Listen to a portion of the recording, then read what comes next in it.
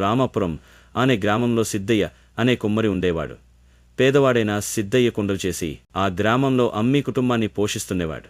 సిద్ధయ్య తన కొడుకు కూతురులను బాగా చదివించి ప్రయోజకులను చేయాలని కలలు కంటూ ఉండేవాడు. పేదరికం వల్ల ఎన్ని కష్టాలు ఎదురైనా పట్టుదలతో తన పిల్లలను చదివించసాగాడు సిద్ధయ్య.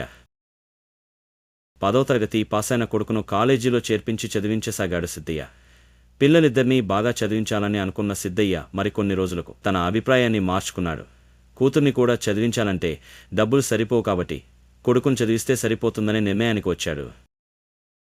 అంతేకాకుండా ఆడపిల్ల చదివి ఏం చేస్తుంది, ఉద్యోగాలు చేయాలా ఊర్లేలాలా అయినా ఎప్పటికైనా ఓ అయ్య చేతిలో పెడితే అదారింటికెళ్ళి గుట్టుగా కాపురం చేసుకుంటుంది అని అనుకున్నాడు సిద్ధయ్య. దాంతో ఉన్నఫలంగా కూతుర్ని చదువు మాన్పించేసి ఇంట్లో ఉంచేశాడు. అదలా ఉంటే ఉద్ధరిస్తాడన్న కొడుకు కాలేజీ ఎగుట్టి సినిమాలు, షికార్లు, స్నేహితులతో జల్సా చేసాగాడు. చదువును నిర్లక్ష్యం చేయడంతో పరీక్షలు తప్పాడు. బాగా చదువుతాడనుకున్న కొడుకు ఇలా చెడుదారుల్లో నడవటం తెలిసిన సిద్ధయ్య బాగా బాధపడ్డాడు. చేసేదేమిలేక కొడుకును కూడా చదువు మాన్పించి ఇంటి పట్టునే ఉంచుకుని కుండలు చేయడం నేర్పించాడు. కుండలు చేయడమే గాకుండా ఆ పనిలో మంచి శిక్షణను ఇచ్చాడు సిద్ధయ్య. అలాగే వాటిని మంచి ధరకు అమ్మటం కూడా ఎలాగో నేర్పించాడు. దీంతో 4 ఏళ్లు సంపాదించటంతో సిద్ధయ్య కొడుకు కష్టంలోని తీయదనం తెలిసొచ్చింది.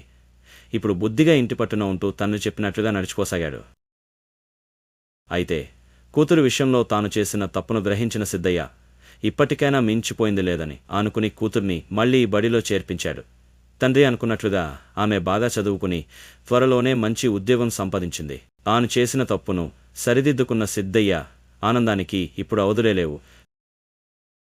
చదువును పక్కన పెట్టి చెడుతిరుగుళ్ల పాలైన కొడుకు ఇక పనికిరాడని బాధపడిన సిద్ధయ్య కొన్ని రోజుల్లోనే కొడుకు దారిలోకి రావడం, కూతురు బాగా చదువుకుని మంచి ఉద్యోగం సంపాదించడంతో సంతోషంతో ఉబ్బితబ్బిబ్బవుతున్నాడు. కాబట్టి కొడుకులు ఉద్ధరిస్తారు, కూతుళ్లకు చదువెందుకు అనే అభిప్రాయంతో ఉండే పెద్దలు సిద్ధయ్య అనుభవంతో ఇప్పటికైనా మేల్కొంటారని ఆశిస్తూ